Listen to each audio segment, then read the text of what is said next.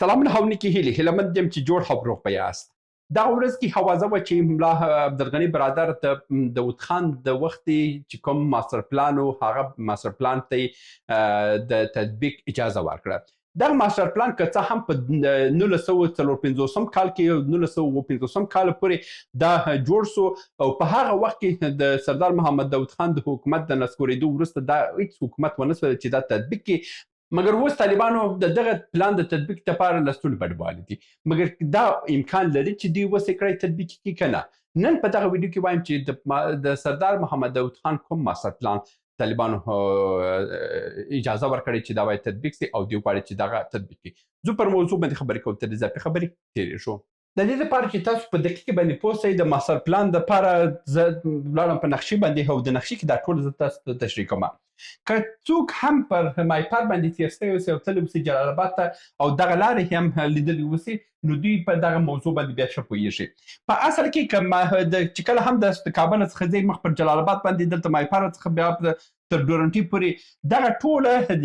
د دوه غرونو په منځ کې دي. وایره دا خو هم غر دی، دا خو هم غر دی او د دغه غر سره چې راغلی دی دلته یو بند دی چې د مایپر بند دی، د سروبي بند دی او د نغلو بند دی او د همداسې که راسې د ډورنټي بند دی. دا ټول څو بندونه په همدغه لاره کې هم شته چې دا د کابل د سیند څخه او د پنجشیر د سیند څخه دوی دغه بندونه ورباندې جوړ شوي دي. سردار محمد داود خان ویل که دغه د غرونه چې داسې مخ پر داسه باندې چې جلال آباد باندې دا ډول باندې ځي پر دې باندې خامخا باید دلته دا ټوله څو بندونه جوړ شي. هغه ویل فکر کوم 15 بندونه هم پلان په همدې داسه باندې جوړ شوی، په دې لارې باندې جوړ شوی چې هر ځای اوبه باید ذخیره سي او د دې څخه برق تولید سي او دا اوبه به د ډېر وخت لپاره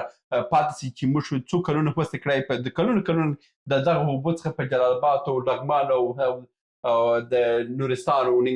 کونړ او دې سیمو کې موږ وروسته کړی دا اوبه مصرف کوو. دا یو ماستر پلان و چې د همدغه ماستر پلان سره وصل دلته یو بله خبره هم ده چې دې خواته چې تاسو کله هم جلال آباد ته راسئ، جلال آباد ته چې کله هم تاسو راځئ په دې سیمه کې دلته وګورئ د ډورنټه راځي. د ډورنټې وروسته دلته یو بل ګمبیري دښته راځي. د ګمبیري دښته چې ده د ګمبیري دښته په دغه دښته کې دلته په اصل کې ماستر پلان هم دغه و چې د ګمبیري دښته چې ده د ګمبیري دښته باندې دلته یو بل د اوبو ذخیره جوړه سي. دا چې دی د خپله هم دلته فکر کوم دا د ډورنټي که د داسه بند دی، دا خپله د سروبي بند دی. دا زه تاسو ته لږ وړوکې کوم چې زه دغه نقشه تاسو ته وښیم چې په ګمبیري باندې تاسو باید پوه سئ. ګمبیري باندې چې کله هم تاسو پوه سئ د ګمبیري دښته داسې یو منطقه ده چې د دې خوا د کونړ سیند راغلی دی، مثلا د دې خوا د کونړ سیند راغلی دی، د دې خوا د کابل او د پنجشیر سیند راغلی دی او په دغه داسې یو لویه دښته ده. دغه لویه دښته کې پخوا ګوره د جمهوریت په وخت کې د پاکستان د خوا پاکستان په همر باندې دلته جبار مجید نه د غازي امان الله خان په نامه باندې یو ښارګوټی جوړ کړو چې دا کوم سړي چې دا جوړ کړ هغه ماته اوس نه یادېږي، هغه یو تجار و. د ګمبیري پر دښته باندې جوړ کړو. دلته بیا د ګمبیري په دښته باندې دلته میدان هم جوړ کړو چې هغه وخت کې په ماستر پلان کې هم همدغه و چې د ګمبیري دښته چې ده د اوبو د ذخیرې لپاره په دې ځای کې باید نه ښارګوټی جوړ سي، نه باید هوایي ډګر جوړ سي، هیڅ شی جوړ نه سي. دغه واخیستل په لوی لاس باندې دغه ته برابره کړه چې دلته د اوبو ذخیره جوړه نه سي چې سبا ورځ کې د پاکستان د اوبو د مخه نیولو دپاره دلته یو کار جوړ سي. نو دا په هغه وخت کې چې کوم ماستر پلان جوړ سوی د ګمبیري پر دښته باندې جوړ سوی. د ګمبیري دښته باندې چې جوړ سوی ویلي وو چې هغه وخت کې د کونړ څخه هم چې اوبه راځي او د پنجشیر او د کابل د سیند څخه هم چې اوبه ځي هلته باید ذخیره جوړ سي او هلته هم یو څو ذخیرې جوړ سي چې اوبه هلته ذخیره سي. لکه څنګه چې ویل سوی چې د کابل جلال آباد پر لاره باندې چې کوم سروبي د مایپر دی که دغه د دوه غرو منځ دی، د دې دوه غرو په منځ کې څو ذخیرې باید جوړ سي چې دا اوبه یعنې کال په 12 میاشتې موږ وسو کړی په لغمان کې، په جلال آباد کې، په کونړ کې، په دې ټولو ولایتو کې موږ استعمال کوو. د هغه نه وروسته چې د کله هم د کونړ څخه اوبه راځي، د کونړ اوبه چې دي هلته په ګمبېري کې باید ذخیره سي. نو چې څه پاتې کېږي هغه دې ولاړ شي، مګر تر نهایتاً باید کنټرول سي چې هغه مخه ونیول سي. د سردار محمد داود خان دغه پلان چې ویه نه د ترکي وسوه چې تطبیق کې، زه بیا تر ډاکټر صاحب نجیب دوی خپل په کورنۍ جنګیالو کې په ګیر پاتې سوه.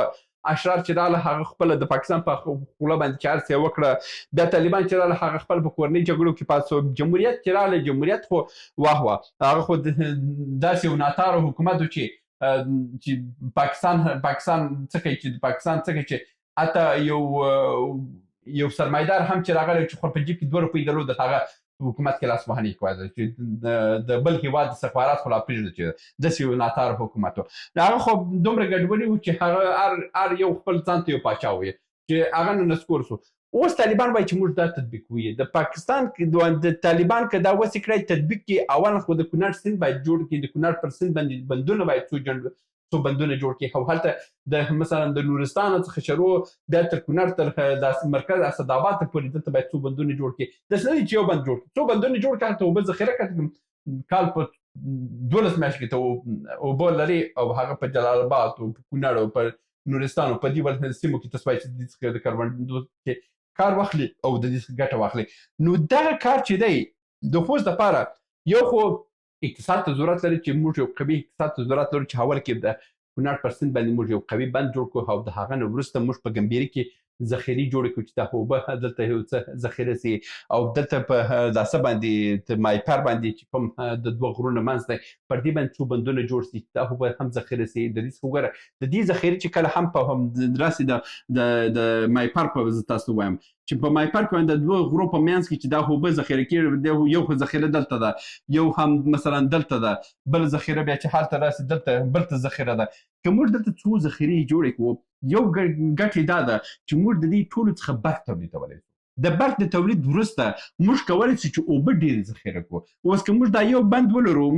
بند ولرو، دلته دومره توان نشته چې د ټوله د کابل سیند او د پنجشیر سیند اوبه ټوله دلته ذخیره سي. دلته چې مازې کې اوبه ډېرې سي، موږ مجبور یو چې دا اوبه یې لکو، چې اوبه یې لکو دلته ځي نغلو ته ځي، نغلو ته چې ولاړ شو هلته ځي سوربي ته ځي، سوربي څخه چې هلته ولاړ شو ډورنټي ته ځي،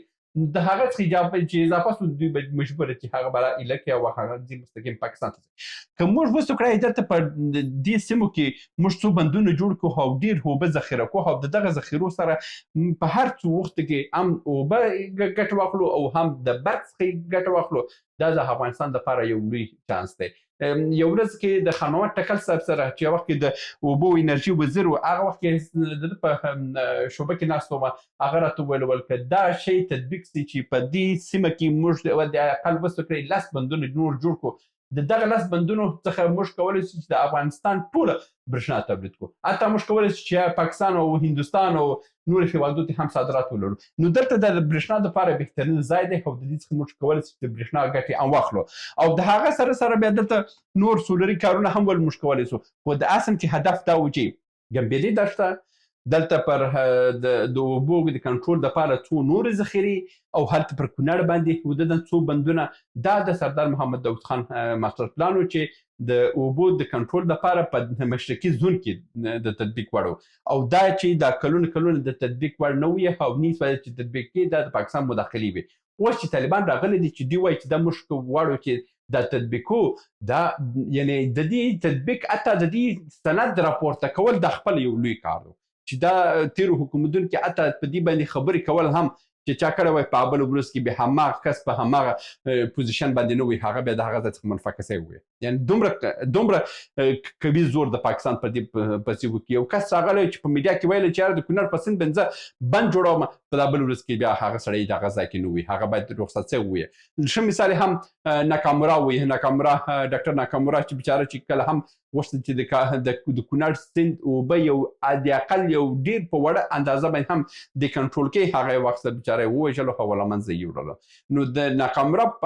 رقم باندې بیا کس هم موږ نشو پیدا کولی. مګر نن چې طالبان راولاړ سوي چې موږ دغه ماسټر پلان تطبیقوي، دا بالکل نیک کار دی. که دا د اقل دغه راپورټ کې یو دیوال هم پکې وي، یو ساده شی هم جوړ کړي چې هغه ګمبيري دښتې باندې چې کوم پاکستاني پلانونه تطبیق شوي هغه پلانونو مخ ونیول سي. دغه هم لوی کار دی که نور تطبیقات ونه سي حد اقل د پاکستان د استخباراتي پروژو کوم تطبیق چې سوی دی چې د اوبو مخنیوي دپاره هلته نور شارکونه جوړ سوي دي، هلته نور میدانونه او نور شیان جوړ سوي دي تر څو خلک د دې څخه لاس په سر کړي چې راتلونکي کې یو وخت کې دلته په ګمبيري کې داسې جوړ نه کړي او د اوبو ذخیرې جوړ نه کړي، دغه چې هم د دغو مخنیوی هم وکړي، دا هم لویه خبره ده. نو هیله مند دی چې اوس هم ترلاسه کړی اوسئ. تر بیا هم په الله سپارم. ښې چارې. سلامونه. موږ ډېر موضوعات جوړ کړي دي. که سیاسي موضوعات غواړئ ووینئ نو دلته کلیک کړئ، او که غواړئ اقتصادي موضوعات وګورئ نو دلته کلیک کړئ، او که غواړئ چې د تل لپاره راسره واوسئ نو دلته کلیک کړئ او چینل سبسکرایب کړئ. مننه.